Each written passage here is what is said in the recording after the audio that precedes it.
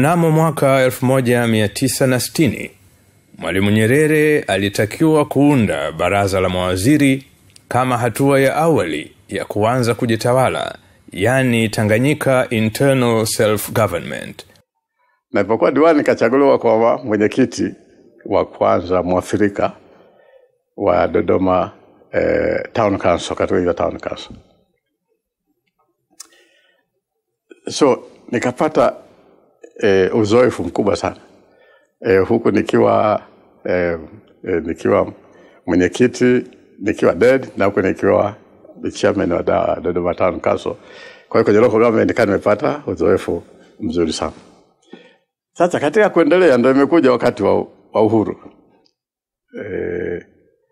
Wakati wa uhuru sina hili na lile, nasikia PC ananiita, kasema tunakupa gari unakwenda Dar es Salaam. Tena ukiweza usimwambie mtu yote kama umeondoka. Haya. Nili unatakiwa na Mwalimu Nyerere. Sasa katika ile internal self government mwaka 61 mwezi Mei, na mimi kadime amenichagua kuwa mmoja wa watu kumsaidia kama waziri wa serikali za mitaa TAMISEMI. Mwaka uliofuatia 1961 akaapishwa kuwa waziri mkuu wa serikali ya kwanza ya Tanganyika. Siku mbili zilizopita niliombwa na governor kama nitakuwa tayari kuwa waziri mkuu katika serikali mpya ya Tanganyika. Nikakubali mwaliko wake, na leo asubuhi wenzangu na mimi tuliapishwa kushika kazi zetu za kuwa mawaziri. Kwa hiyo nasema nanyi katika hali ya kuwa waziri mkuu katika serikali yenu wenyewe yenye wajumbe waliochaguliwa na raia. Kwanza napenda kuambieni, ingawa baadhi yenu labda mmekwisha kusikia, wenzangu ni nani.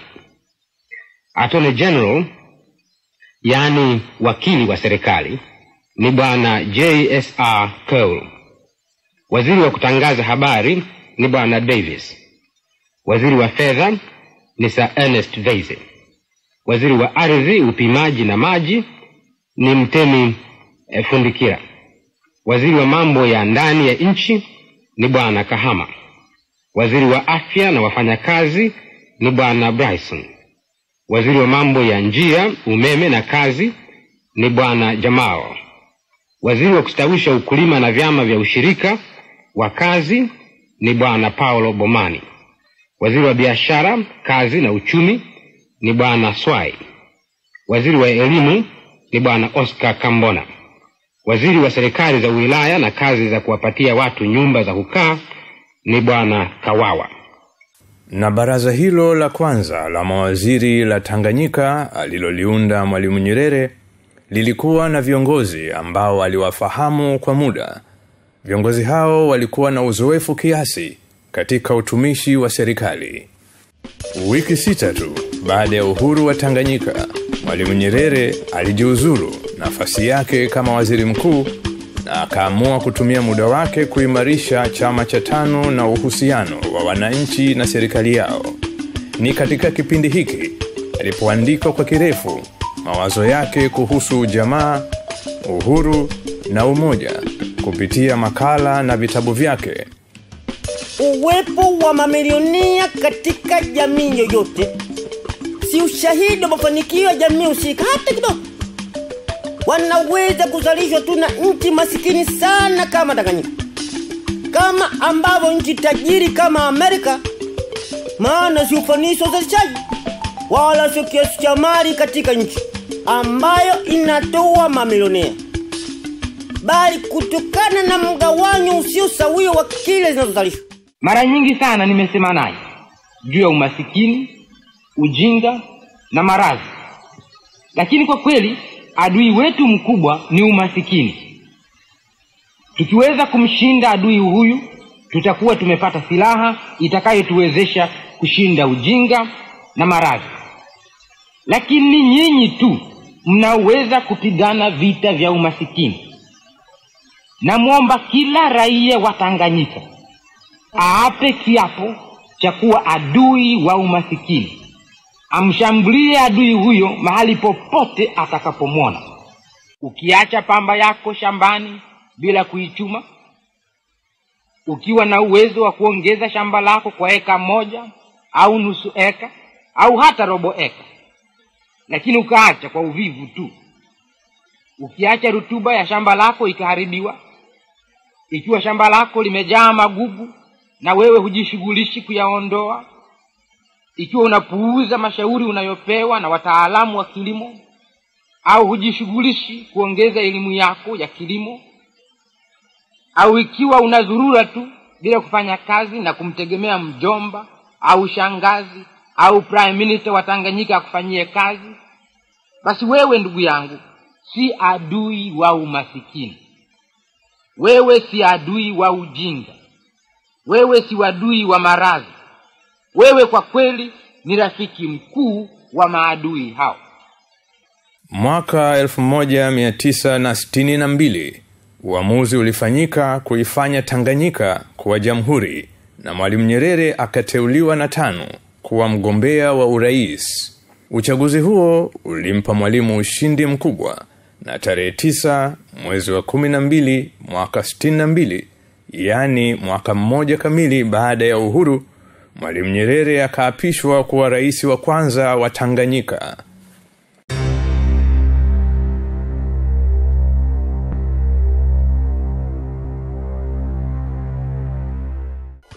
Hatuwezi tumaini kutatua matatizo yetu kwa kujidanganya kuwa hayapo. Mwaka 1963 mpaka 1964, kazi ya ujenzi wa taifa changa ilikuwa inaendelea. Mawazo na falsafa ya Mwalimu Nyerere ilikuwa inaendelea kukomaa kuhusu mfumo stahiki wa kuleta maendeleo. Hata hivyo, mwaka 1964 kuna matukio mawili makubwa yaliyoitikisa nchi na utawala wa Mwalimu Nyerere. Nyingine ambayo ilifuatana na hiyo ambayo ilishake up the system ni wakati ule tumepata jeshi letu la Tanganyika KEA lika revolt 1964, I think it was somewhere. Wakidai mishahara, Waingereza waondoke na nini. Ili shake the whole attitude ya what kind of armed services should we have, jeshi na polisi na hizi services zingine. Na solution iliyotolewa kwamba badala ya kuemploy watu ambao ni technocrats na bureaucrats ambao wanafuata tu komandi za viongozi wao, lazima una watu ambao wamepikwa na wamewiva katika sera za nchi, alafu ndio wapewa madaraka. Kwa jeshi letu ndio likaitwa Jeshi la Wananchi wa Tanganyika, na baadaye tulipoungana na Zanzibar likaitwa Jeshi la Wananchi wa Tanzania na Zanzibar. Tukio hili la jeshi kuasi lilifuatiwa na tukio lingine huko Unguja, ambayo ilikuwa imetoka kupata uhuru wake kutoka Uingereza. Zanzibar ilipewa uhuru wake na Uingereza Desemba 10 mwaka 63. Hata hivyo, chama cha ASP kiliamini kuwa uchaguzi huo haukuwa wa uhuru na usawa, na kusababisha mapinduzi visiwani humo. Ile utaratibu wa uchaguzi hapa ulikuwa kama vile wa Uingereza, na yani chama kikipata viti vingi, hata kama ina kura chache, ndio kinapewa madaraka na mamlaka. Na hili haikuridhisha ASP ambayo ikihisi imeshinda, kwa sababu kipata kura nyingi kuliko viti. Sasa utaona kipindi cha 57 ndio kimweka msingi wa balaa lote lilofikia Zanzibar, na hatimaye yakawa mapinduzi katika mwezi wa Januari 1964. Serikali ya sultani iliangushwa na ikawekwa pale serikali ya wazalendo, wananchi. Na kilichorahisisha kuangushwa kwa serikali ya sultani kilikuwa hasa kitu kimoja, nacho ni kwamba kwanza Zanzibar ilikuwa inaelekea huko kwenye uhuru, pamoja na kwamba ilikuwa ni koloni, lakini iko chini ya uangalizi wa Waarabu sultani. Lakini serikali ya sultani haikuwa na sura ya Wazanzibari. Matokeo ya mapinduzi ya Zanzibar Januari 12 mwaka 64 yalileta muungano wa nchi mbili ya Tanganyika na Zanzibar, na ndipo Jamhuri ya Muungano wa Tanganyika na Zanzibar, yani Tanzania, ilizaliwa Aprili 26 mwaka huo huo wa 64. Tumeiteni katika kikao hiki cha haraka ili kuwaomba mthibitishe mkataba wa muungano kati ya jamhuri yetu na Jamhuri ya Unguja.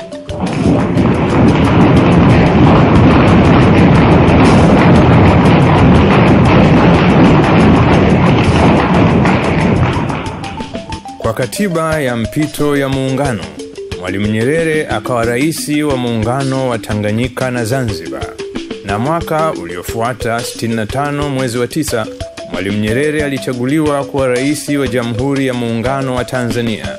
Mwaka 77 alichaguliwa kuwa mwenyekiti wa kwanza wa Chama cha Mapinduzi CCM, kilichotokana na muungano wa vyama viwili vya TANU na Afro Shirazi Party. Mfululizo wa vipindi hivi vya Dira ya Mwalimu Nyerere utaangalia kazi zake na matukio mengine muhimu kwa kina. Mwalimu Nyerere alikuwa kiongozi wa kwanza wa Kiafrika aliyeleta uhuru wa nchi yake, kiongozi aliyestaafu kwa hiari mwaka 85 na kupisha viongozi wengine kuongoza nchi. Hatua hii ya Mwalimu Nyerere ya kustaafu uraisi kwa hiari yake ni jambo ambalo liliweka heshima ya kiwango cha juu kwa viongozi wengine wa Kiafrika, ambao wengi wao wanataka kuendelea kutawala mpaka kifo chao. Mwaka 90 alistaafu kama mwenyekiti wa chama na kujitoa kabisa kutoka uongozi wa nchi. Mwalimu Nyerere alirudi kijijini kwake Butiama baada ya kustaafu, lakini pia alipata uongozi wa taasisi na kazi za kimataifa. Mwaka 87 hadi mwaka 90 Mwalimu Nyerere alikuwa mwenyekiti wa South Commission, tume iliyokuwa inasimamia maslahi ya nchi za kusini mwa dunia, na kuanzia mwaka huo 90 hadi kifo chake tume hii ilikuja kubadilishwa kuwa kituo, yani South Center, na Mwalimu Nyerere aliendelea kuiongoza. Vile vile Mwalimu alikuwa mwezeshaji mkuu wa mazungumzo ya amani ya Burundi kati ya mwaka 98 hadi 99.